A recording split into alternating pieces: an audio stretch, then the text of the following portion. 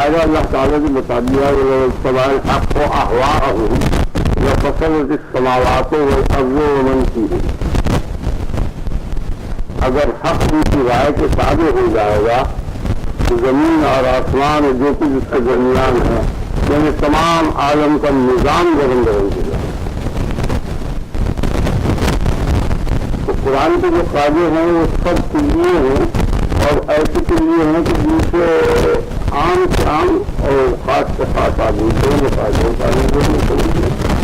ایسا طریقہ اختیار کیا ہے تو کسی کو کوئی میں باقی ہے۔ اگر ایسی بازی پر اختیار کیا جاتا تو علمائی کی سمجھ میں آتا اور عوام کی نہیں تو عوام اس کے لیے وہ حجت نہ ہوتا اور عوام کی حجت ہو جاتی کوئی چیز۔ اس لیے اللہ تعالیٰ نے جہاں تک انسان کی عقل کم سے کم گڈے کا عقل کا آدمی ہے اس کو بھی سمجھ لیا اس طریقے سے بیان کیا۔ طرز بیان بھی ایسے ہی رکھا ہے اور طرز استدلال بھی ایسے ہی رکھا ہے، دونوں چیزوں کو محفوظ رکھا ہے۔ بیان کا طرز بھی بہت اظہر اور استدلال کا طرز بھی بہت اظہر۔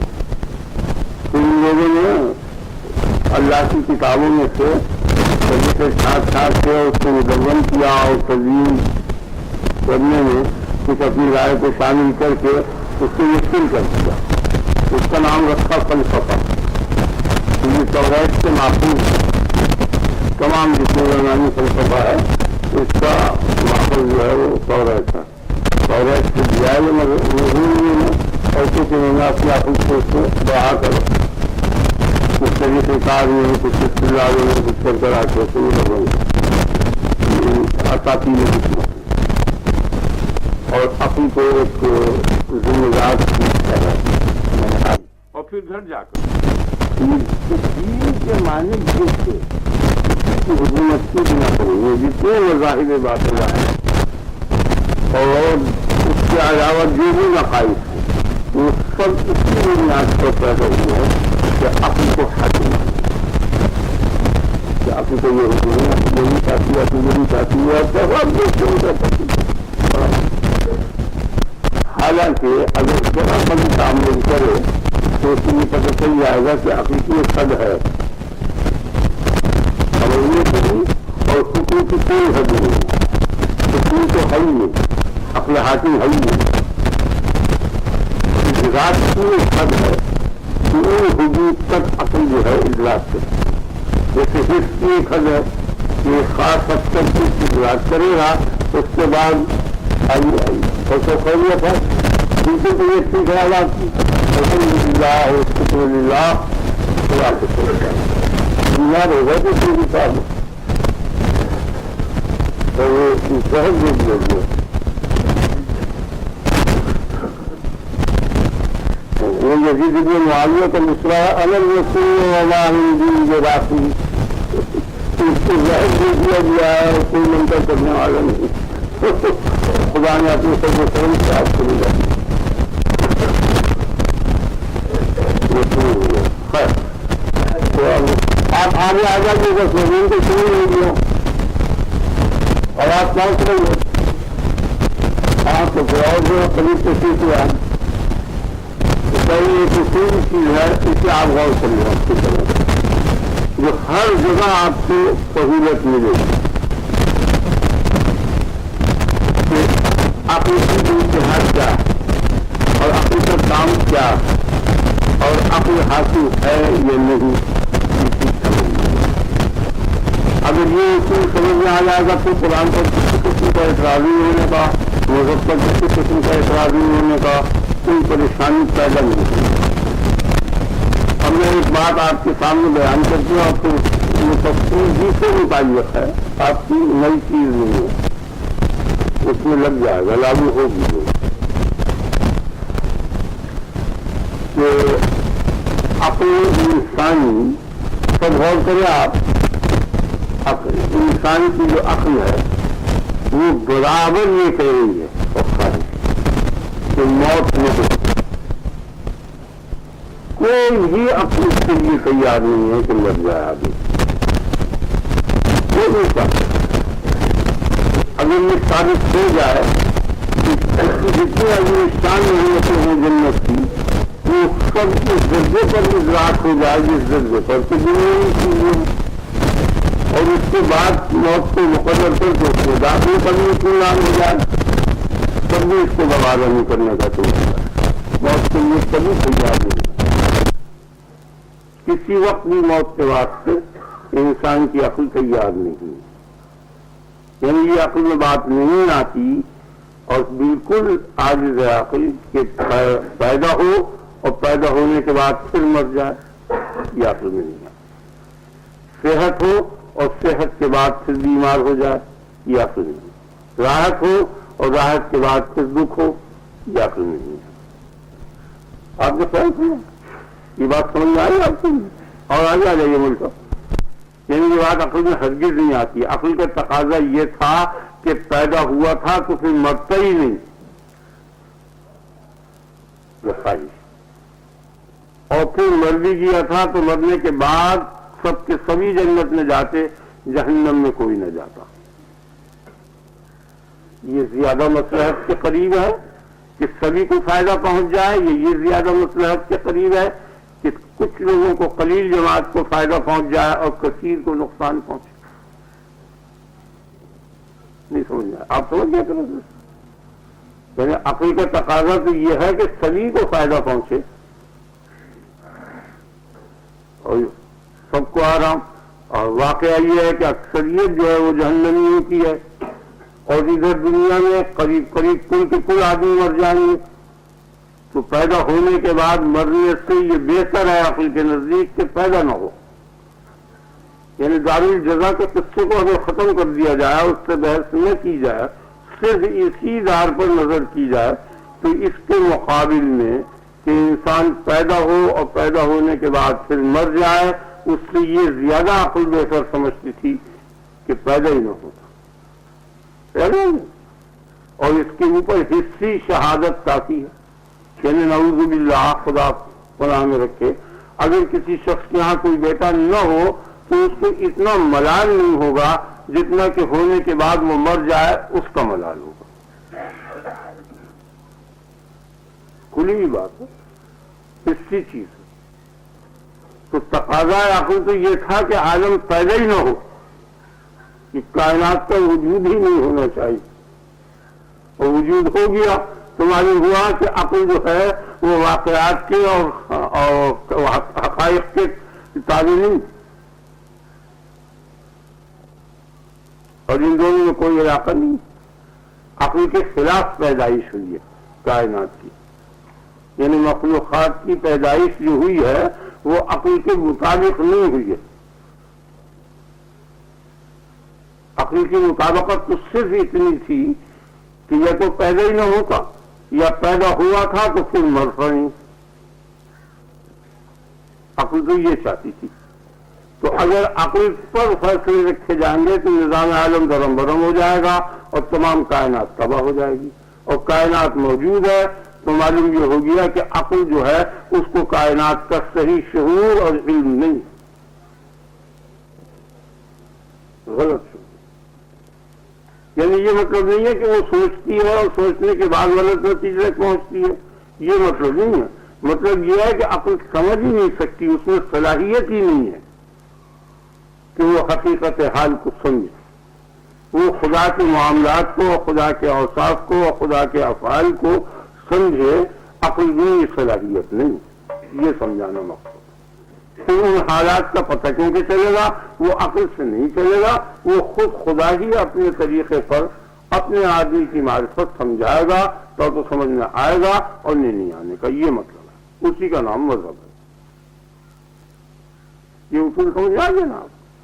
تو اب کوئی دقت باقی نہیں رہی، یعنی الہیات جتنے ہیں، فلسفہ جس کا نام ہے اور الہیات جس چیز کا نام ہے، یا مذہب جس چیز کا نام ہے، وہ تو بغیر خدا کے بتائے آئے گئی، سمجھ ہی نہیں آنے، عقل میں صلاحیت نہیں ہے اس سے غور کرنے۔ اور اگر عقل کافی ہوتی تو بعثت انبیاء بے سود ہوتی، اگر عقل مطالب کو سمجھ لیتی تو پھر سمجھانے والے کو بھیجنے کی ضرورت باقی نہیں رہتی۔ نبی کے بھیجنے کی پھر ضرورت باقی نہیں رہتی. یہ موٹی دلیل وہ عقلی دلیل تھی جو پہلے میں نے بیان کی کہ نظام دھرم برم ہو جائے گا. آپ کی سمجھ آ گئی نا؟ تو اس لیے جن لوگوں نے مذہب کو عقل کے مطابق کرنے کی کوشش کی یا مذہب کو محض عقلی ٹھہرایا انہوں نے غلطی کی اور نقصان ہوا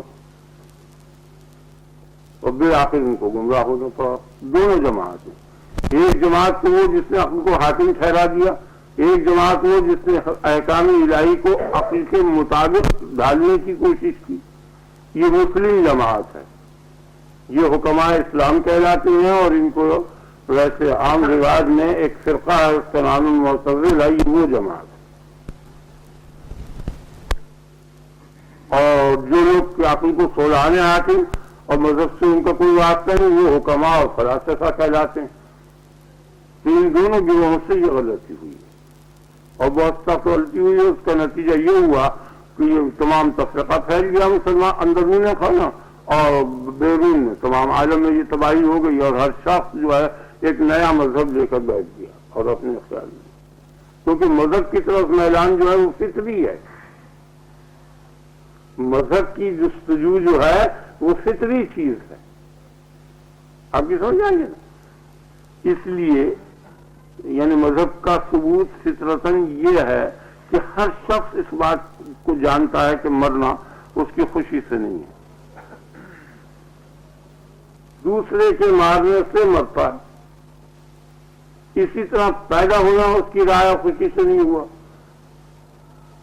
نہ اپنی رائے اور عقل سے وہ پیدا ہوا اپنے اختیارات سے، نہ اپنی رائے عقل اختیار سے وہ مرا. دونوں چیزوں میں مجبور ہے. سمجھ آ رہا ہے نا آپ کی؟ دونوں چیزیں جو ہیں اس کی مرضی سے نہیں. یہ دو ابتدا اور انتہا، ان دو اصولوں پر نظر کر لیں آپ. ابتدا بھی انسان کی مرضی سے نہیں ہوئی، انتہا بھی اس کی مرضی سے نہیں ہوئی. اور ہوئی ضرور تو لابد کسی بیرونی چیز سے ہوئی، کسی اور کی وجہ سے پیدائش ہوئی اور کسی اور ہی کی وجہ سے ممات و موت ہوئی. ٹھیک ہے نا؟ پیدا بھی کسی اور نے کیا، مارا بھی کسی اور نے. یہ اپنی رائے سے نہ پیدا ہوا نہ اپنی رائے سے مرا. اپنی خوشی نہ آئے نہ اپنی خوشی چلے ہوئے ذوق میں باندھا ہے نا اس وقت. یہ کھلی ہوئی چیز ہے. تو بس صرف اسی کی ابتدا اور انتہا پر غور کرنے سے یہ معلوم ہو جائے گا آپ کو کہ جب ابتدا اور انتہا، پیدا ہونا اور مرنا، آنا اور جانا دوسرے کی وجہ سے ہے تو ٹھہرنا بھی دوسرے کی وجہ سے ہوگا. جس کی رائے سے آیا ہے اور جس کی رائے سے جائے گا اسی کی رائے سے یہاں ٹھہرنا چاہیے. اگر کسی شخص کو اپنے گھر میں مہمان لے آئیں اور لا کے رکھیں تو جب جس طرح چاہیں جس مکان میں چاہیں اور جیسا چاہیں آپ کھلائیں رکھیں اور اسی کی رائے سے آپ ہی کی رائے سے وہ جائے گا. یہ نہیں ہے کہ وہ آیا آپ کی رائے سے اور چاہے اپنی رائے سے، یہ نہیں ہو ٹھہرے اپنی رائے سے، یہ نہیں ہو. تو اس جہان کے اندر آنا اور جانا دوسرے کی رائے سے ہے تو ٹھہرنا بھی دوسرے کی رائے سے ہوگا. بھائی یہی معنی مذہب کے دوسرے کی رائے سے. وہ دوسرا کون ہے؟ جس کی رائے سے آیا اور جس کی رائے سے جائے گا وہ خالق ہے، وہی محیی و ممیت ہے. اسی کی رائے کے مطابق یہ زندگی بسر کرنے کا نام مذہب ہے. بس ختم ہوا تو سب کوئی چیز ہے.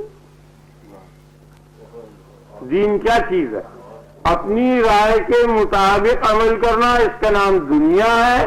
اس کی رائے کے مطابق عمل کرنا، اس کا نام دین ہے. دین دنیا دو مستقل چیزیں الگ الگ نہیں ہے. یہ جو تقسیم کی گئی ہے کچھ صدیوں سے یہ غلطی ہوئی ہے. یعنی جو لوگ دکانداری کرتے ہیں ان کو تو دنیا دار سمجھا جاتا ہے اور جو مسجدوں میں جا کر بیٹھتے ہیں ان کو دیندار سمجھا جاتا ہے. یہ بالکل غلط بات ہوئی اور بہت سخت نقصان پہنچا ہے. یہ بنیادی غلطی تھی اور یہ صدیوں میں جا کر قوم کو اس حد تک پہنچا دیا. وہ دونوں ایک ہی چیزیں ہیں، دکان اور مسجد ایک ہی درجے میں ہیں. اس کی رائے سے دکان پر بیٹھنا یہ دین ہے اور اپنی رائے سے مسجد میں جانا یہ دنیا ہے. ختم. اگر کوئی شخص اپنی رائے سے مسجد میں زوال کے وقت جا کے اس کے آگے سر ٹیک دے اور سجدہ کرے کہ یہ حرام مطلق ہے اور ناجائز ہے، بلکہ بجائے ثواب کے موجب عقاب ہے، برا۔ اور دکاندار اگر اس کی رائے کے مطابق پورا ناپ دے اور پورا تول دے تو یہ بے نہیں دین ہے، کوئی فرق نہیں ہے اس میں اور نماز میں، کچھ بھی فرق نہیں، بلکہ احتیاط کا تقاضا یہ ہے کہ اس کو تقدم ہے، یہ قابل معافی ہے، وہ ناقابل معافی ہے۔ یعنی دکان پہ بیٹھ کر اگر کوئی غلطی کرے گا وہ ناقابل معافی ہے، مسجد میں جا کر یا نہ جا کر غلطی کرے گا وہ امکان ہے اس کی معافی کا۔ آپ سمجھ گئے نا؟ یعنی جو شخص جمعے کی نماز ترک کر دے یا فرض نماز ترک کر دے تو امکان ہے کہ وہ معاف ہو جائے، لیکن وہ شخص کی کسی کا مال مار لے یا کمتی ناپ دے یا پیسے بہتی لے لے قرضاً، وہ ناقابل معافی ہے، وہ ہرگز نہیں معاف ہوگا۔ قیامت کے دن بلایا جائے گا اس شخص کو اور اس کا جس پر حق ہوگا اور اس سے کہا جائے گا کہ بھئی تیرا جو حق ہے وہ اس سے لے لے، اور دیندار سے کہا جائے گا کہ تو اس کا حق چکا دے، تو یہ کہے گا یہاں تو میرے پاس کچھ بھی نہیں، تو اللہ تعالیٰ کہے گا اس کے جتنے حسنات ہیں نیکیاں ہیں وہی اس کا مال ہے گویا، وہ اس کو دے دو، اور جو وہ نیکیاں بھی نہیں ہوں گی تو لیندار کی جو برائیاں ہیں وہ اس پر لاد دو۔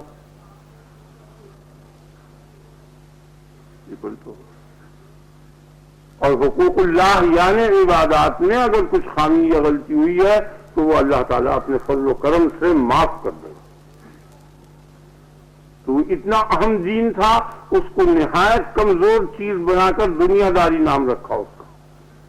نوکری، تجارت، مزدوری، یہ سب چیزیں دین ہے، یہ ایک فیکٹری ہے، اصل میں کارخانہ ہے، یہ جہان جو ہے یہ ایک کارخانہ ہے۔ مسجد جو ہے وہ اس کارخانے کا دفتر ہے۔ 5 گھنٹے ٹائم، 5 ٹائم بدلتے ہیں، اس لیے 5 نمازیں مقرر کی گئی۔ نماز 5 وقتہ کے معنی کیا ہیں کہ یہ زمانہ بدل رہا ہے، صبح کو جو زمانہ تھا وہ دوپہر کو بدل گیا، زوال ہوا، اب دوسرا زمانہ آیا عصر کا، وہ حالت اس کی بدلی، تیسرا زمانہ عصر سے مغرب تک آیا، وہ زمانے کی حالت بدلی، چوتھا زمانہ شفق کا آیا، وہ عشاء تک بدلا، پھر عشاء سے جو ضرورت ہوئی وہ صبح تک رہی۔ 5 ٹائم جو ہیں، 5 وقت جو ہیں یہ تبدیل کے ہیں، اس بنیاد پر 5 ٹائموں پر حاضری کا حکم دے دیا گیا کہ ان 5 ٹائموں میں تم نے کارخانے کے اندر جو کچھ کام کیا ہے اس کام کی صحیح رپورٹ دو یہاں کے اس دفتر میں۔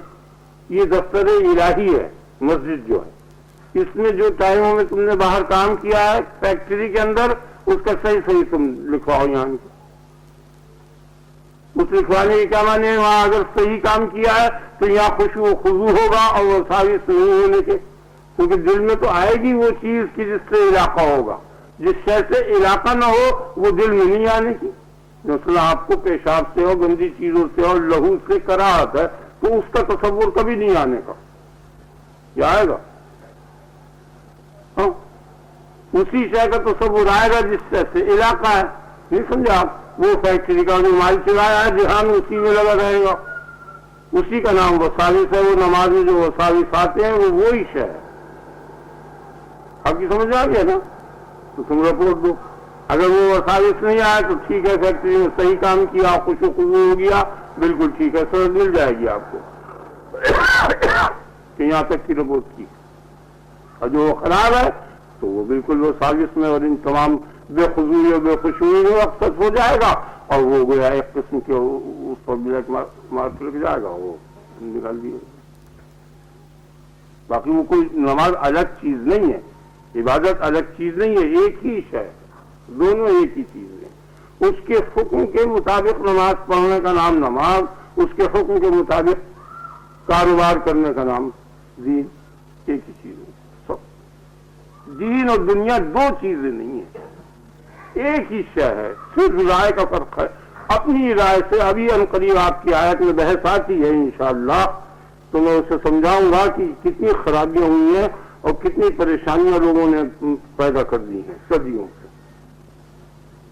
اس اصلی چیز سمجھ لیا، بس جو بھی کام آپ کریں وہ بالکل اپنے بچوں کو آپ اس لیے کھلائیں کہ میرے ذمہ ہے، جیسے ایک مینیجر ہوتا ہے اور دفتر کا اور اس کے نیچے کلرک ہوتے ہیں ان کو تنخواہیں وہی بانٹا کرتا ہے، سب سامان اس کے پاس آ جاتا ہے، تو اس کے فرائض میں یہ ہے کہ ان سب کو تنخواہیں قاعدے کے اندر بانٹ دے۔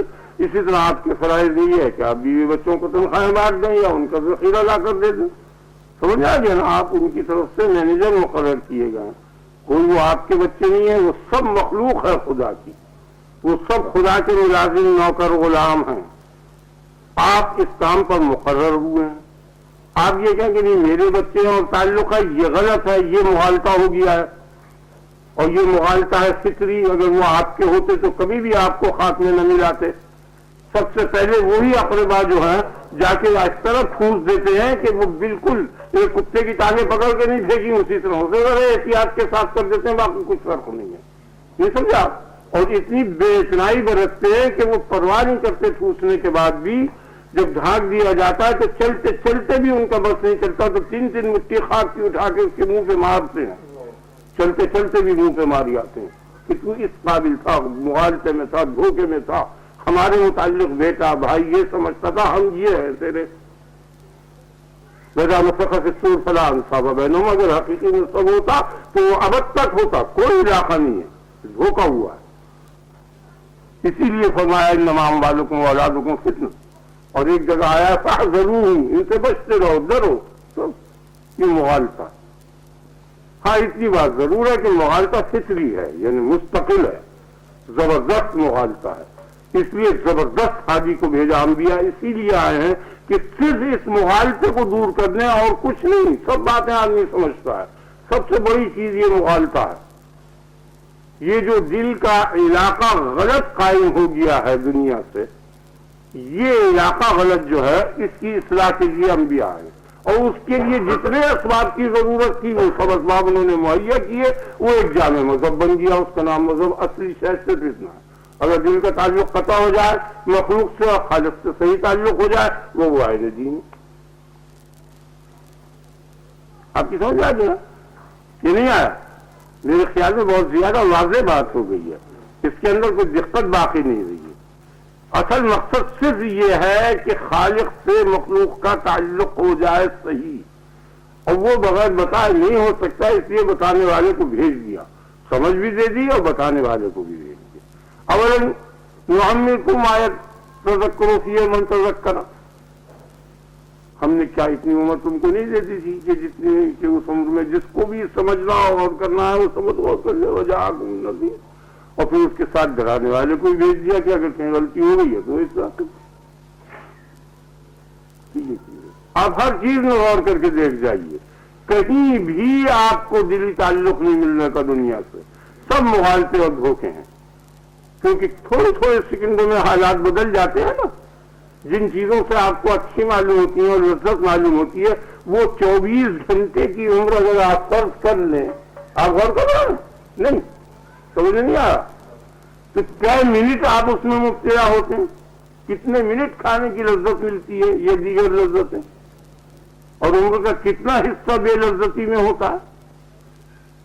24 گھنٹے میں اگر وہ مقصود ہوتی چیزیں تو 24 گھنٹے میں مبتلا ہوتا نا ان لوگ، لیکن 24 گھنٹے نہیں ہوتا، آدھا گھنٹے میں کھانا کھا لیتا ہے، پانی پی لیتا ہے، یہ جو مزے کی چیزیں ہیں ان کو حاصل کر لیتا ہے، خواہ وہ کھانا ہو، خورش ہو یا اور ہو،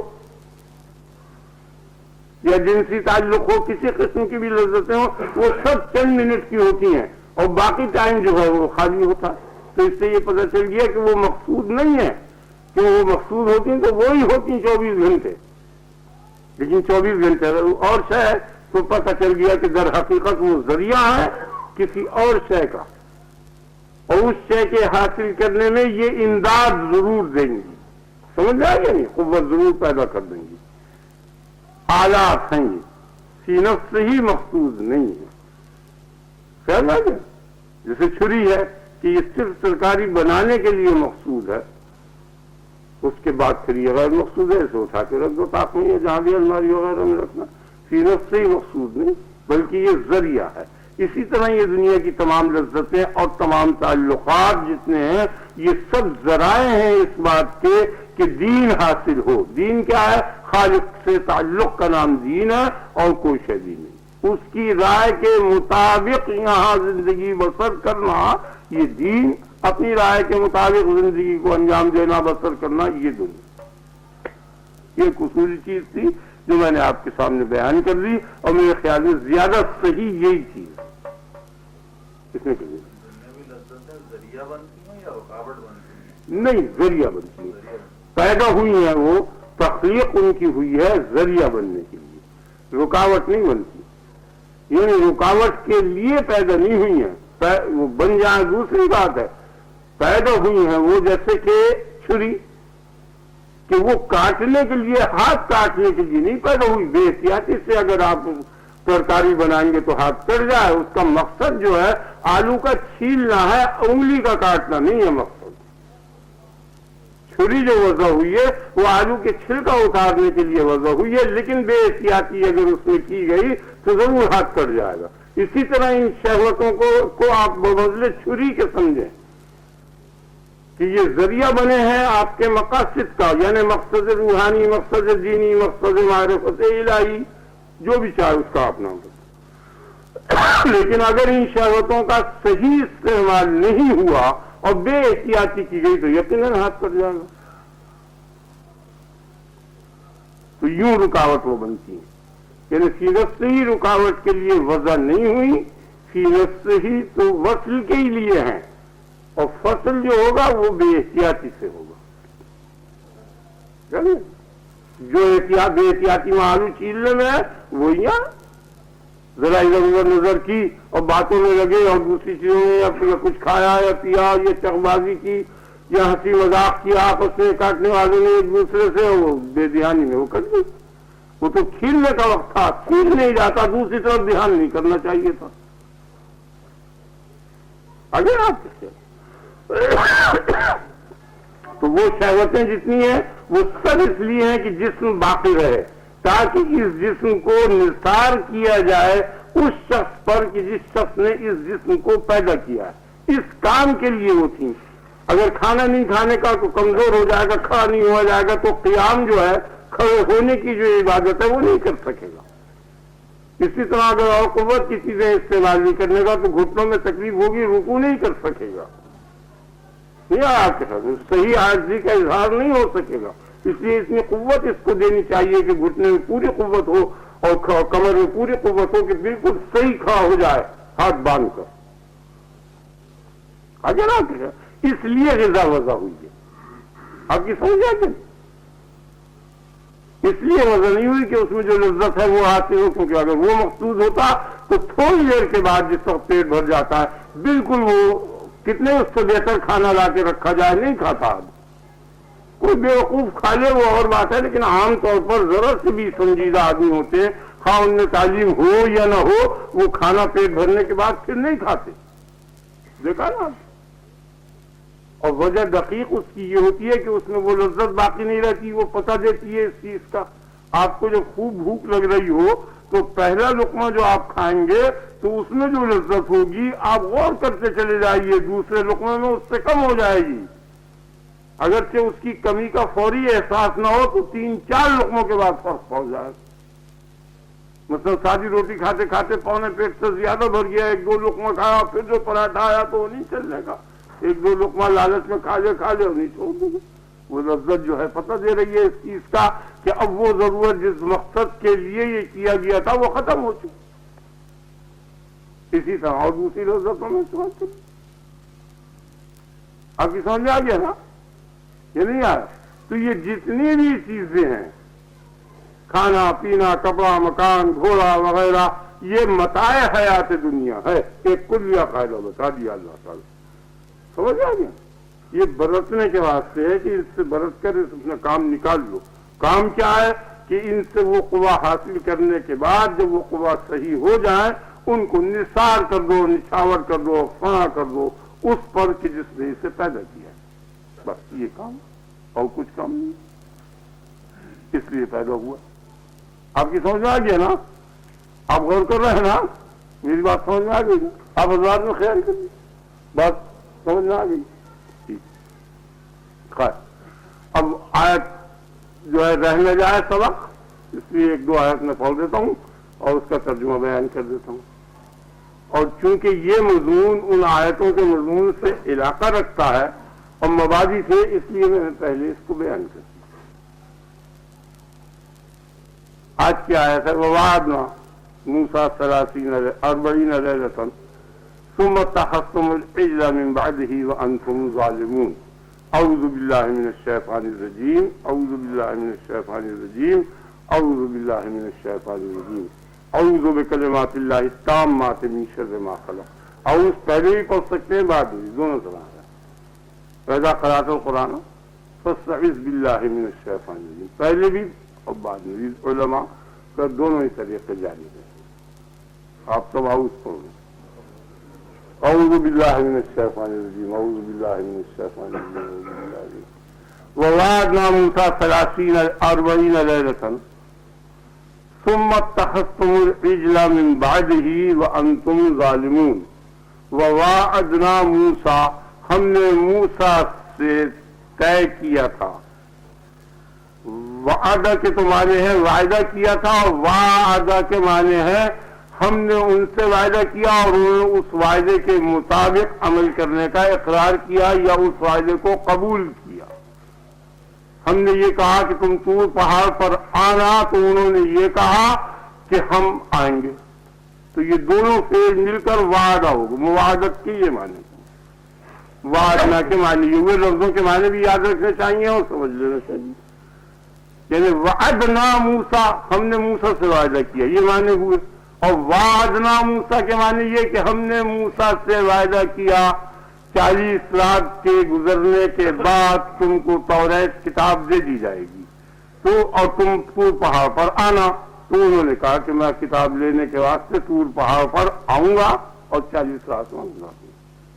تو دونوں مل کر وعدنا ہوا. وَوَعَدْنَا مُوسَىٰ 40 لَيْلَةً ثُمَّ اتَّخَذْتُمُ الْعِجْلَ مِن بَعْدِهِ وَأَنْتُمْ ظَالِمُونَ. پھر تم نے من بعدہ ہی کی ضمیر پھر رہی ہے موسیٰ کے جانے کے بعد، موسیٰ کے پور پہاڑ پر جانے کے بعد تم نے بچھڑے کو بنا لیا. کیا بنا لیا؟ اس کا مفعول محذوف ہے، الہن. ثم اتخذتم العجل الہن یا محذوف ہے. تمہیں معلوم ہے سب کو، تم نے بچھڑے کو معبود بنا لیا موسیٰ علیہ السلام کے طور پہاڑ پر جانے کے بعد.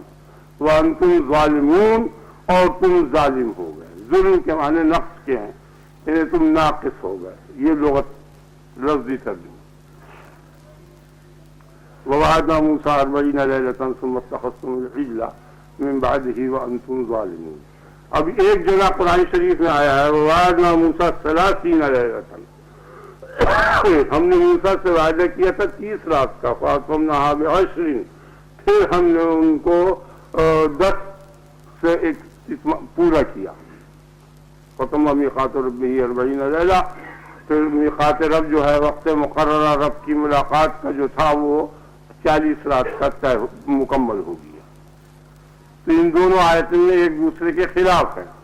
تو یہاں 40 رات کا وعدہ کیا، وہاں 30 رات کا وعدہ کر کے پھر 10 اور ملا کے 40 مکمل کی. تو یہاں 40 رات کا وعدہ کیا تھا توریت کے دینے کا، یعنی 40 رات سے مطلب یہ 40 رات کے گزرنے کے بعد.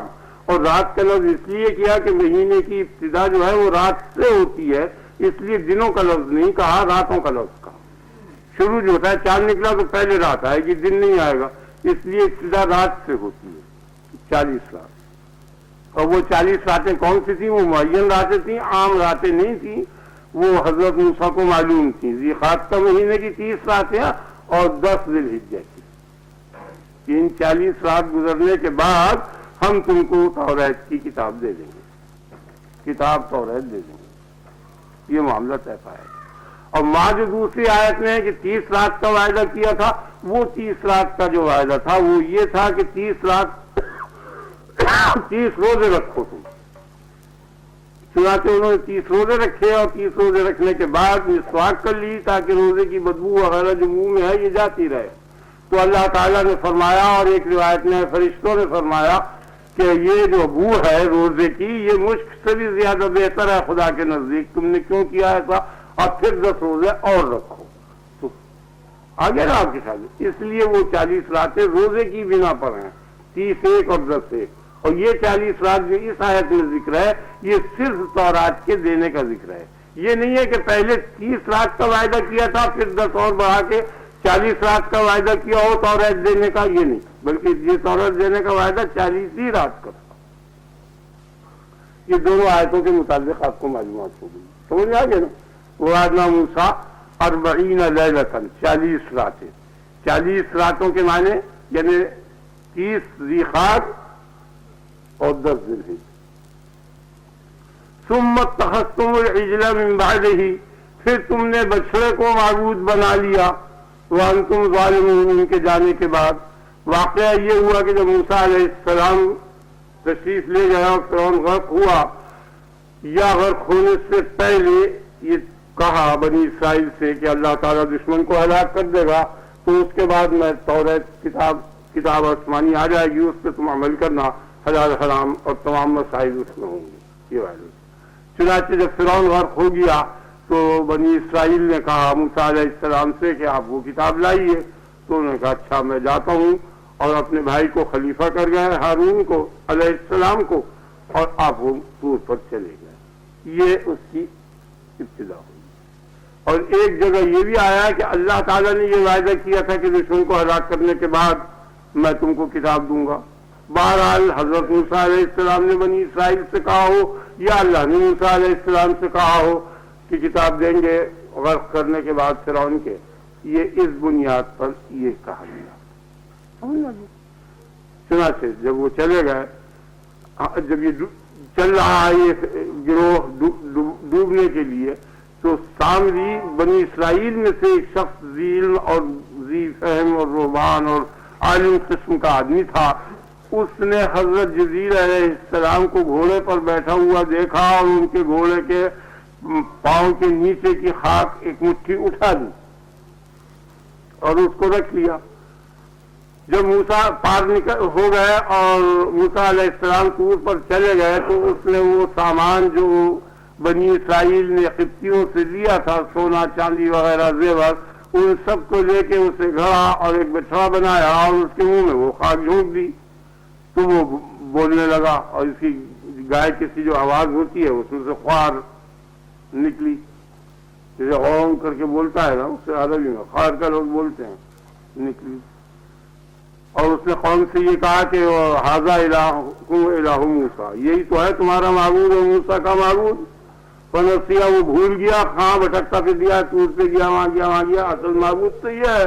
وہ سب نے اس کو سجدہ کیا اور اس کی عبادت کی اور اس کو اپنا معبود بنا لیا۔ یہ حضرت موسیٰ علیہ السلام کے جانے کے بعد یہ واقعہ یوں ہوا۔ آپ کی سمجھ آ گئی؟ یہاں ایک نقطہ بھی سمجھ لیجیے جو اس تفسیر سے علیحدہ غیر متعلق ہے، وہ یہ ہے کہ نبی جو ہے وہ اتنا مقدس ہوتا ہے اور اتنا اونچا ہوتا ہے کہ اس کے پاؤں کی خاک نبی کے بھی نہیں بلکہ گھوڑے کے پاؤں کی، رسول بھی نہیں بلکہ رسول کے گھوڑے کے پاؤں کی نیچے کی خاک، اس میں اتنی قوت پیدا ہو گئی کہ وہ مایا حیات ہو گئی۔ حالانکہ وہ تمام رسولوں سے افضل محمد رسول اللہ صلی اللہ علیہ وسلم ہے، تو آپ کے پاؤں کے نیچے کی جو خاک ہے وہ بدرجہ اعلیٰ مایا ہے، اور یہ قرآن شریف میں پوری تفصیل ہے۔ فقبضت قبضة من اثر الرسول فنبذتها، میں نے رسول کے پاؤں کے نیچے سے ایک مٹھی خاک کی بھری اور میں نے اس کو جھونک دیا اس بچھڑے میں۔ وَكَذَلِكَ سَوَّلَتْ لِي نَفْسِي، اور میرے دل میں یوں ہی آیا۔ یہ صاحب نہیں کہہ رہا، تو حضرت موسیٰ کو بہت غصہ آیا اور انہوں نے اس پر لعنت پھٹکار کی اور بد دعا کی اس کے لیے، ان تقول لا مساس عمر بھر تو یہی کہتا رہے گا کہ مجھے مت چھو۔ وہ جہاں کسی کوئی آدمی ادھر سے آیا اور اس کے بدن میں آگ سی لگنے لگی اور وہ بھاگا بھاگا پھرتا تھا، اور یوں ہی عمر اس کی ختم ہوئی، اور اس بچڑے کو جلایا اور جلانے کے بعد اس کو غرق کر دیا، کیونکہ معبود باطل کی سزا یہ ہے کہ جلا کے اسے غرق کرو یا غرق کر کے اور پھر جلاؤ، دو طریقے ہیں۔ اغرقوا فادخلوا نار جہنم، تو فرعون بھی معبود باطل تھا، اس کو پہلے ڈبویا اور پھر نار جہنم میں جلایا گیا، اور وہ بچڑا بھی معبود باطل تھا، اسے پہلے جلایا اور پھر اس کو ڈبو دیا۔ حضرت معبود باطل کی یہ دو سزا ہیں، آپ کی سمجھ آ گیا نا؟ اب یہاں کئی باتیں غور کرنے کی. ایک بڑی مشکل بات یہاں یہ ہے، میری سمجھ میں اب تک نہیں آئی، اب تک سمجھ میں نہیں آئی، اور نہ مجھے کہیں سے اس کے متعلق کچھ معلومات پہنچی کہ اتنی عظیم الشان معجزات کے بعد ایسے بین معجزے بنی اسرائیل نے دیکھے کہ اس قسم کے معجزات کی مثال کہیں نہیں، نہ اوپر ملتی ہے نہ پیچھے ملتی. اتنے بین دلائل دیکھنے کے بعد اور اتنی انعامات کی بوچھاڑ کے بعد بچڑے کو معبود بنا لیا، یہ عقل میں نہیں آتا. کہاں عقل میں آتا ہے کہ خود ہی اپنے ہاتھ سے گھڑا اور گھڑنے کے بعد اس کی گائے کسی صورت بنائی جس کے متعلق مشہور ہے کہ فلانا آدمی اتنا بے وقوف ہے میاں، وہ تو مثل گو کے ہے. ہندوستان میں بولے جاتا ہے نا، یا عرب میں ہر جگہ ہے، عربی میں بھی ہے، گائے سے تشبیہ دی جاتی ہے بلیت. بے وقوف کو گائے بیل سے تشبیہ دیتے ہیں نا، یعنی اتنا بے وقوف. تو ایسے بے وقوف جانور کو خدا بنا لینا، یہ اتنے گویا دلائل دیکھنے کے بعد یہ سمجھ میں نہیں آیا، نہ اس کے متعلق مجھے کچھ پتہ چلا. آگے نا آپ کے خیال لوگوں علماء کرام نے اور متقدمین نے یہ بات بتائی ہے کہ اس کی صحیح وجہ یہ ہے کہ موسیٰ علیہ السلام سے جو معجزات صادر ہوتے تھے تو سامری نے یہ کہا کہ یہ معجزے ایک طلسم کے ذریعے ہوتے ہیں، جو ان کو طلسم معلوم ہے ایسا طلسم میں تمہیں بنا دیتا ہوں، تم بھی ایسے معجزات اور خوارق عادات کرنے لگو گے. اس نے یہ بچڑا بنا دیا. یہ وجہ لکھی ہے، بہت جلیل القدر فضلان ہے، لیکن یہ سمجھ میں نہیں آتی. یہ بھی غیر معقول سی بات ہے اور سمجھ میں نہیں آتی کہ وہ طلسم بنا دیا اور اس راگ میں وہ آ گیا اور اس کو، وہ تو سیدھی بات ہے، اس نے یہ کہا تھا ھذا الہکم و الہ موسیٰ، یہ ہے تمہارا معبود اور تمہارے نہیں، موسیٰ کا بھی معبود ہے. اور پھر اس نے بھی اکتفا نہیں کیا، اس نے کہا فنسیا، وہ بھول گیا. وہ تو وہاں گئے تھے نا طور پر، تو کہہ رہا وہ بھول گئے، وہ خدا کی تلاش میں گئے، خدا یہ ہے تو اسے معبود بنایا تھا. پھر جب یہاں غرق ہونے کے بعد یہ چلے ہیں تو انہوں نے ایک جماعت کو دیکھا کہ وہ بتوں کے آگے اعتکاف کر رہے ہیں اور بیٹھے ہوئے ہیں. تو حضرت موسیٰ علیہ السلام سے بنی اسرائیل نے کہا کہ ہمارے لیے بھی کوئی معبود ایسا کر جیسے ان کے لیے، اجعل لنا آلہۃ کما لہم آلہۃ، جس طرح ان کے معبود ہیں ایسے ہمارا بھی کوئی معبود کر. تو یہ اس قسم کی بلادت کی اور بے وقوفی کی باتیں شروع سے کر رہے تھے. تو یہ بات میری عقل میں نہیں آئی اور نہ میری سمجھ میں اس کا کوئی جواب آیا. اور جو جواب مجھ کو کتابوں سے ملا وہ یہ ہے جو میں نے آپ کو سنا دیا کہ وہ طلسم بنا کر دکھایا. تو وہ طلسم بھی میری سمجھ میں نہیں آیا، اس لیے کہ وہ تو صاف کہہ رہا ہے کہ یہ معبود ہے. طلسم کا یہاں کوئی سوال نہیں پیدا. اور بالفرض اگر طلسم سمجھ بھی لیا، مان بھی لیا جائے کہ یہ طلسم ہے تو اس سے کیا ہوتا ہے، معبودیت کا قائل تو نہیں ہو سکتا. ایک وجہ میرے خیال میں آئی ہے، وہ میں آپ کو سنا دیتا ہوں کہ یہ اتنے بین دلائل کے بعد ایسے گویا بلیت چیز کو معبود بنانا، یعنی اس کے مقابل میں تو فرعون بدرجہ بہتر تھا، جو صاحب حکومت تھا، بادشاہ تھا، ہر وقت تمام اختیارات اس کے تھے، بچڑے سے تو بہت زیادہ ذی عزت تھا. وہ اس کے خدا ماننے میں کوئی آگے نا آپ کے خیال فرعون کے جو ہے اس کے بچڑے کے مقابلے نہیں. تو میری سمجھ میں ایک بات آئی ہے مگر کوئی اس کی دلیل نہ شرعی ہے نہ عقلی ہے. خیال میرے دل میں پیدا ہوا کہ یہ اتنی بین جو غلطی ہوئی ہے اس کی وجہ کیا ہے، کیا بات ہے. بت کو معبود ٹھہرانا اور اس کو خالق ارض و سما سمجھنا، پیپل کو، دریا کو، بچڑے کو، اس کی وجہ کیا ہے؟ یہ وجہ اس کی کوئی صحیح میری سمجھ میں نہیں آئی اور نہ مجھے کتابوں سے اس کے متعلق کوئی علم حاصل ہوا. ایک خیال میرے دل میں آیا ہے، وہ میں آپ کو سنا دیتا ہوں کیونکہ وہ اس مضمون سے علاقہ رکھتا ہے، اس لیے میں بیان کر دیتا ہوں کہ میرے دل میں ایک ذرا سے یہ خیال آیا، لیکن وہ بھی دلیل چونکہ نہیں ہے اس لیے کوئی قوت نہیں ہے. اس خیال کی کوئی شرعی یا عقلی میرے پاس دلیل نہیں. وہ یہ ہے کہ بالذات اس بات پر آپ غور کریں اچھی طرح سے کہ عقل انسانی جو ہے، جو میں نے پہلے ابھی مضمون بیان کیا تھا کہ پیدائش کو، وجود کو نہیں چاہتی، اور اگر چاہتی ہے تو یہ چاہتی ہے کہ پھر وہ مٹے نہیں. آپ سمجھ رہے ہیں؟ یعنی عقل کی خواہش یہ ہے کہ وجود ہو ہی نہیں، اور اگر ہو تو وہ فنا نہ ہو. تو دائمی وجود کی تلاش فطری چیز ہے. ایسا وجود کہ جو دائمی ہو. آپ سمجھ رہے ہیں نا؟ ایک تو یہ کہ نہیں تھا پھر ہوا، یہ دائم نہیں ہے. اچھا خیر، دوسرا درجہ یہ ہے کہ ہو گیا تو اب یہ مٹے نہیں.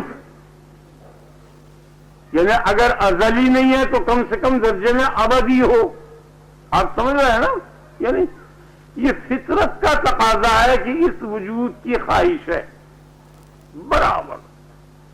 یہ جتنے بھی دنیا میں کام ہو رہے ہیں یہ سب کس لیے ہو رہا ہے؟ صرف بقا کے لیے ہو رہے ہیں. یہ اس مضمون سے جو میں آگے آپ کے سامنے بیان کروں گا وہ تو بہت معمولی خیال ہے، وہ آ جائے گا. یہ زیادہ مشکل و باریک بات ہے جو میں آپ کے سامنے اب بیان کر رہا ہوں. یعنی مطلب کیا ہے؟ طلب کیا چیز ہے؟ ایک چیز کو چھوڑنا اور دوسری چیز تک پہنچنا، طلب کے معنی یہ ہیں. نہیں سمجھا آپ؟ حرکت، ایک چیز کو چھوڑ اور دوسرے کو پہنچ، اور برابر یہ مسافت خطا کرتا ہوا چلے جا رہا ہے. بس جو چیز جو حاصل کرنی ہے اس جگہ جا کے ٹھہرے گا، اسی کا نام سکون ہے.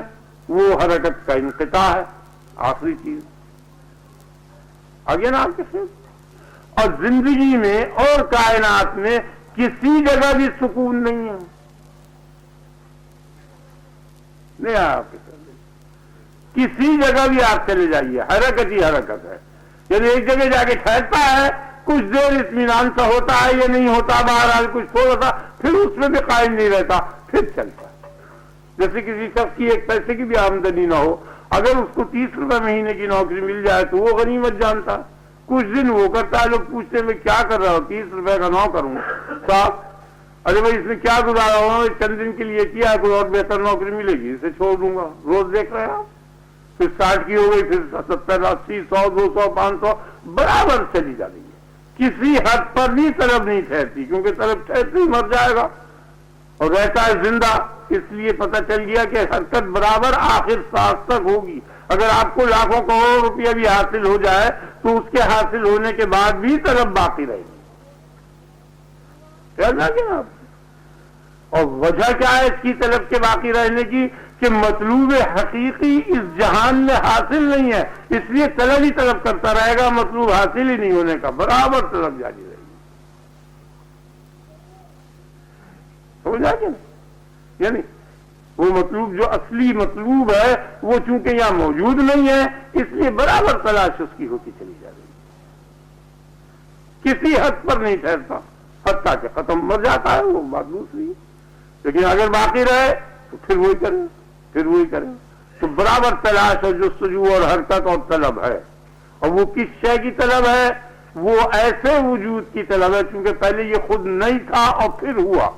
تو ہونا نہ ہونے کے بعد جو ہے یہ متقاضی ہے اس بات کا کہ یہ ہونا جو ہے یہ نہ ہونے سے نہ بدلے، دائم ہو جائے جس قیمت پر بھی ہو.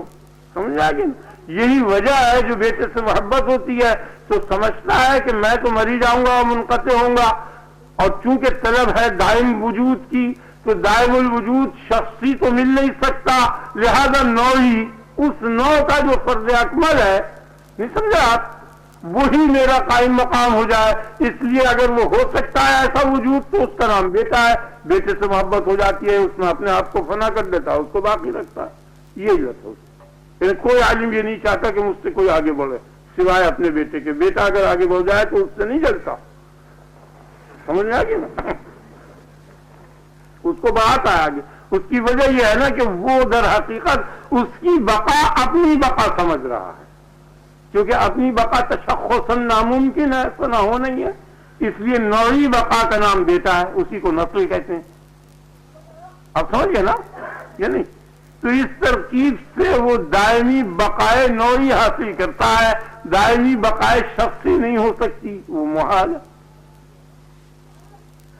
تو مقصود بالذات جو ہے وہ صرف بقائے دوام ہے، دائمی بقا۔ آگے نا کہ ہر وقت اس کی تلاش ہے، اور اس کا جو فرض حقیقی ہے، نہیں سمجھا آپ؟ اس کا جو فرض حقیقی ہے دائمی بقا کا، اسی کا نام خدا ہے۔ وہ جو دائمی بقا کا فرض حقیقی ہے، مصداق اس کا، اسی کو خدا کہتے ہیں، وہی اللہ ہے۔ سمجھا کیا؟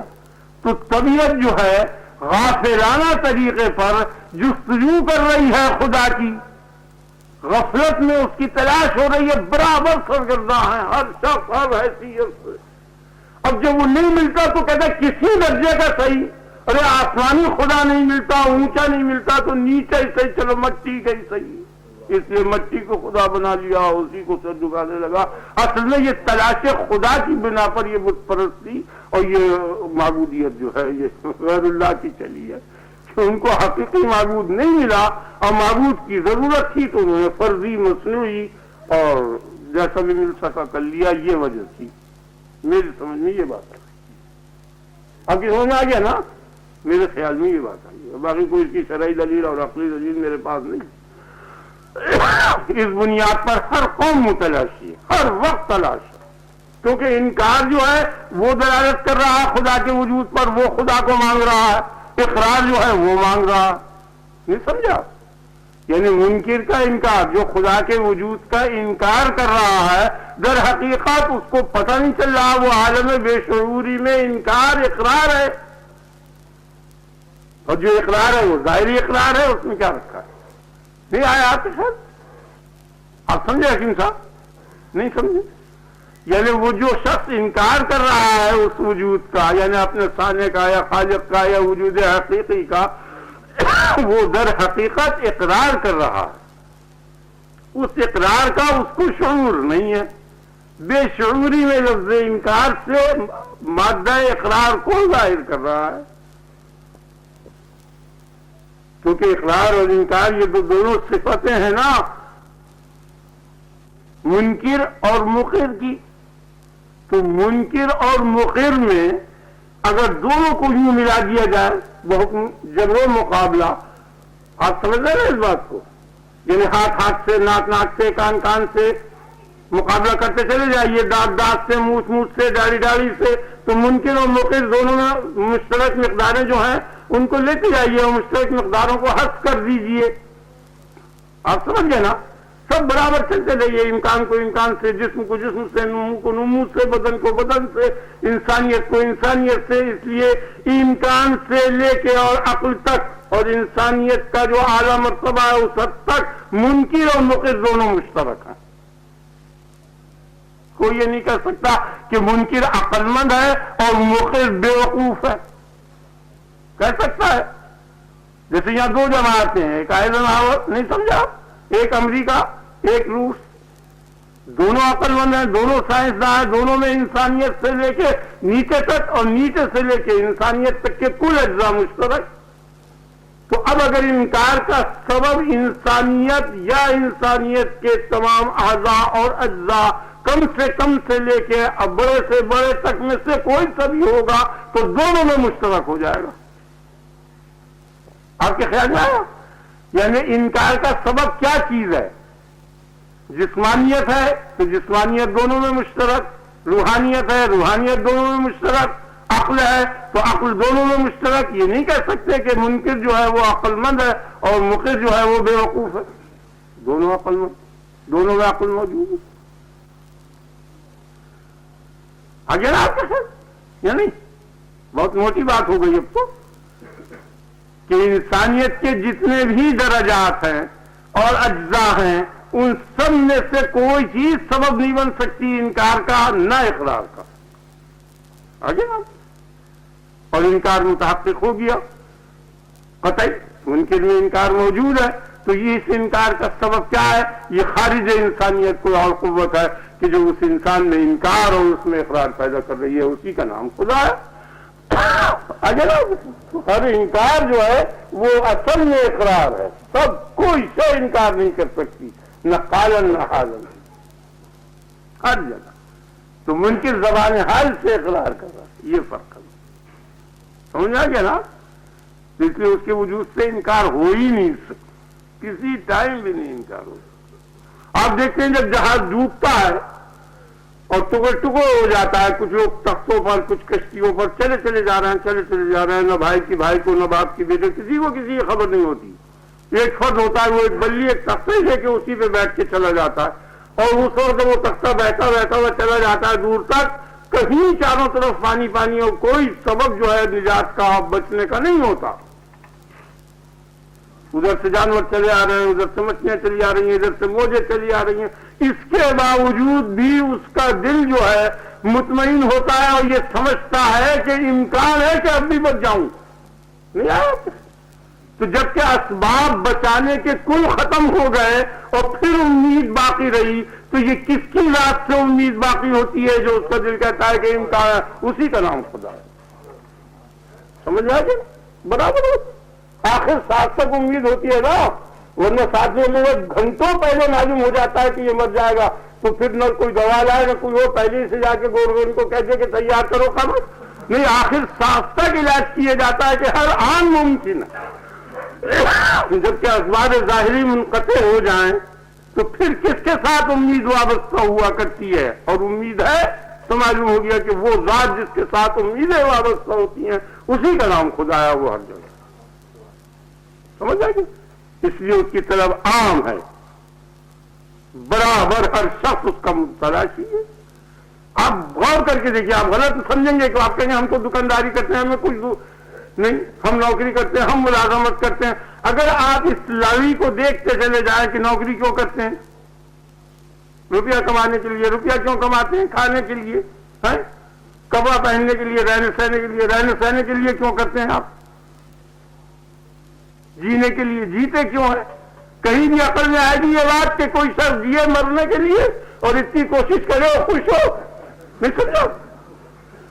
یعنی بالکل عقل کے خلاف ہے کہ انسان جو ہے بادشاہی کر رہا ہے، ملکہ پن کر رہا ہے، ملک پن کر رہا ہے، وزیر ہے، فلاں فلاں فلاں. یہ کس لیے؟ مرنے کے لیے. کوئی جانور میں بھی یہ عقل، جانور سے بھی گویا بدتر ہے. نہیں یار، وہ بھیڑیے کی صورت دیکھتے ہی بھاگتا ہے. آگے نا آپ عقل میں آ سکتی ہے بات کہ جی رہے مرنے کے لیے؟ نہیں، بلکہ کسی ایسی شے کی تلاش ہے کہ جس کا وہ ذریعہ ہے موت، اس لیے اسے بھی گوارا کیا اور بہت آسانی کے ساتھ مرنے پر تیار ہو جاتا ہے. نہیں آپ خیال اور کہتا ہے مرنے کے بعد اس شے کو حاصل کر لوں گا. وہی شے ہے، اسی کا نام اس کا رب ہے، وہی خالق ہے، وہی مالک ہے، وہی ہے، وہی سب کا مقصود ہے، وہی مطلوب ہے، وہی محبوب ہے، وہی مقصود. اسی کی تلاش. اب تلاش میں ذریعے میں غلطی ہو جائے، رستہ غلط ملے، وہ اور بات نہیں. سمجھو یہ ہو سکتا ہے شیر کر کے خود بھاگے اور ایسے رستے پر جا پڑے کہ یہاں ایک شیر کی بجائے 10 شیر یا 10 اجزائے اور ساتھ مل جائے اس کو. یہ ممکن ہے نا؟ صراط مستقیم نہ ملے، غیر صراط مستقیم پر پڑ جائے، ہو سکتا. چونکہ بہت زیادہ شدت تھی طلب خدا کی اس دور میں. اب اس سے ہٹتے ہٹتے ہٹتے ہٹتے اسباب کی طرف لوگ رجوع ہوئے. 4-5 ہزار برس کا زمانہ دل ہٹتا چلا گیا، اس سے تعلق باقی نہیں رہا خدا سے. نہیں آیا کہ خیال میں طلب ایسے طریقے پر ہو رہی ہے جو حالی ہے، اختیاری نہیں ہے. اختیار کر رہا ہے دنیا کو، لیکن در حقیقت طلب کر رہا ہے. جیسے کہ انسان کوشش یہ کر رہا ہے کہ جتنے بھی آسائش کے اسباب ہیں وہ حاصل کروں، روپیہ وغیرہ، یہ صرف اس لیے کہ موت سے بھاگنے کے لیے. کھانا کیوں کھاتا ہے؟ کہ مر نہ جاؤں. پانی کیوں پیتا ہے؟ کہ پیاس کی وجہ سے نہ مر جائے. مکان اچھا مضبوط کیوں بناتا ہے؟ کہ گر کے دب کے نہ مر جاؤں، وغیرہ وغیرہ. سب جتنے بھی اسباب ہو رہے ہیں سب موت سے بچنے کے لیے ہو رہا ہے، لیکن در حقیقت اس کو شعور نہیں ہے. جو وہ بچنے کی کوشش کر رہا ہے وہ اس سے قریب چلا آ رہا ہے. نہیں سمجھا؟ یعنی جتنی آسائش کی زندگی بسر کی، اس کے معنی یہ ہوئے کہ اور بہت قریب اس ہلاکت سے آ گیا. تو بے شعوری کے عالم میں طلب ہے خدا کی. اب اس میں راستے کی تلاش میں کچھ دقتیں ہو گئی، اب ان کو جو بھی مل گیا ہوگا یہی صحیح ہاذا ربی ہاذا ربی ہاذا ربی ہاذا ربی. جیسے حضرت ابراہیم خلیل اللہ نے پہلے کہا، جب تارے کو دیکھا تو کہا ہاذا ربی، پھر چاند کو دیکھا، پھر وہ ہر وقت انسان نے تلاش ہے، ہر انسان نے تلاش ہے خدا کی، اور اس تلاش سے وہ بے خبر ہو گیا ہے، غفلت میں تلاش کر رہا ہے. حضور کے ساتھ اگر تلاش کرے گا وہ علم معرفت ہے. یہ صوفیوں کے علم میں اور ظاہری علم میں کیا فرق ہے؟ ظاہری علم تو یہ ہے جو آپ کے سامنے بیان ہو رہا ہے، نہیں سمجھا، اور وہ حقیقت حال ہے صحیح. بے شعوری میں خدا کا اور خدا کے کلام کا اور نام اور نبی کا ذکر ہو رہا ہے، شعور میں نہیں ہو رہا. سمجھ میں آ گیا نا آپ کی؟ شعور کے کیا معنی ہے؟ شعور کے یہ معنی ہے کہ آپ کو یقیناً یہ اتنا یقین ہے موت کا کہ کچھ حد نہیں، کوئی صورت نہیں کہ بچ سکیں گے. ہے کوئی شخص کہہ سکتا ہے کہ بچ جاؤں گا؟ کبھی صحیح، 50 برس میں صحیح، 30 میں صحیح، 20 میں صحیح. اب مجھ کو اور آپ کو سب کو موت آنی ہے نا، بالکل یقین ہے. ہنس رہے ہیں، بول رہے ہیں، کھا رہے ہیں، پی رہے ہیں. اور یہ کیسا یقین ہے کہ اس کے خلاف اتنا سا بھی نہیں ہو سکتا. اور وہ شخص جس کو پھانسی کا حکم ہو گیا کہ تم کو 8 دن میں یا مہینے میں یا 2 مہینے میں یا فلاں تاریخ پر پھانسی ہوگی، اس کی کیا حالت ہوتی ہے؟ اس کو کھانے میں وہ مزہ آتا ہے، اسے ہنسی آتی ہے، حالانکہ امکان ہے کہ وہ پھانسی سے بچ جائے، اور آپ کے لیے امکان نہیں ہے موت سے بچنے کا. نہیں سمجھا؟ اس کو زن ہے، زن غالب ہے، اور یہاں یقین کامل ہے. تو یہ کیسا یقین کامل بےہودہ ہے کہ آپ کو اس نے اتنی غفلت میں ڈال رکھا ہے؟ اس سے تو وہ زن بہتر ہے کہ اس کے لیے سب ماں بہن بیٹا کسی کی صورت نہیں. تو صحیح علم کا ادنا ترین بھی حصہ حاصل ہو جائے گا تو استحضار ہوگا. اور یہ جو علم ہے باوجود یقینی ہونے کے زن و شک سے بھی بدتر ہے. اگر ذرا سا بھی کسی کام میں شک ہو جائے کہ اس سے نقصان پہنچے گا، کبھی بھی نہیں کرتا. آپ میری بات سمجھے یہ نہیں؟ ذرا سا احتمال پیدا ہو جائے آپ کو کہ اس بیپار میں یہ نقصان ہے، یہ نہیں، ہدایت یقین ہو جائے. جو آپ کو موت کا یقین ہو گیا، اور یقین ہونے کے بعد آپ ہنسیں اور بولیں اور یہ کریں اور یہ چکبازیاں اور یہ لہو لعب اور یہ لذتوں میں اشتغال، یہ معلوم ہو گیا کہ وہ یقین جو ہے صحیح علم نہیں تھا، وہ غفلت میں ہو رہا ہے یقین. ذرا حضور میں نہیں ہے. حضور میں ذرا سا بھی شبہ ہوگا تو آپ بچ جائیں. ذرا سا بھی شبہ ہو جائے کہ یہ دیوار جو ہے ادھر کو جھک رہی ہے، اور یہ لازمی تھوڑی ہے کہ گرے ہی آپ کے گزرتے ہی، لیکن آپ بچ جائیں گے، نہیں گزریں گے اس کے پاس. سمجھ آ گیا نا؟ تو یہ ظہور میں علم ہے شبہ کا، اور وہ غفلت میں یقین کا علم ہے. اس لیے غفلت کا یقین جو ہے وہ بیکار ہے. یہ تجربہ آپ کو ہو گیا، نہیں سمجھا؟ جیسے خام میں کوئی دیکھے اپنے آپ کو کرسی میں بیٹھا ہوا اور عیش کر رہا ہے اور بڑی آسائش سے گزر رہی ہے، تو وہ غفلت کا یقین ہے نا بادشاہی کا. آپ بیدار ہوتے ہی تو دیکھا تو 2 سپاہی کھڑے ہیں، وارنٹ لیے نہیں آیا آپ کے خیال میں، دن بیٹھ گئے. دوسرا شخص ہے کہ وہ خام میں دیکھ رہا ہے، کوڑے پڑ رہا ہے، دکھ پڑ رہا ہے، آپریشن ہو رہا ہے، فاقے ہو رہا ہے. اب جو آنکھ کھلی تو اپنے آپ کو باغ میں دیکھا، نہیں سمجھا؟ تو وہ غفلت کا یقین. یہ نیک و بد کی مثال جو میں نے آپ کے سامنے، آپ سمجھ بھی رہے نہیں اور تصریح کروں خوب سمجھ آ گیا نا. تو اس بنیاد پر انہوں نے سمجھتا حسن من بعد ہی وانتم ظالمون، اور تم ظالم ہو، حالانکہ تم ناقص تھے، ظالم تھے. لفظ ظلم کے معنی نقص کے. اب ظلم کی حقیقت بیان کرنے کے واسطے بہت غور کی ضرورت ہے اور علمی بحث ہے. کیا وجہ ہے؟ وقت ہو گیا. تو بہت دقیق بحث ہے اور باریک باتیں ہیں، اور اس میں میری رائے ہے وہ سب بیان کروں گا. اگر اسے اب بیان کروں گا تو 2-1.5 گھنٹہ لگے گا کہ ظلم کیا چیز ہے، انہوں نے کیا ظلم کیا، اور دنیا کے ظالم کیا ظالمیت کرتے ہیں، اور یہ چیز کیا ہے، اس کی حقیقت کیا ہے، اور یہ کیا شے اچھی ہے بری ہے کیا ہے. یہ سب انشاءاللہ آئندہ بیان کریں. اب وقت ہو گیا جی، بس میرے خیال ٹائم ہو گیا، اب اتنے کافی ہے. وانتم ظالمون کی تفسیر انشاءاللہ آئندہ ہوگی.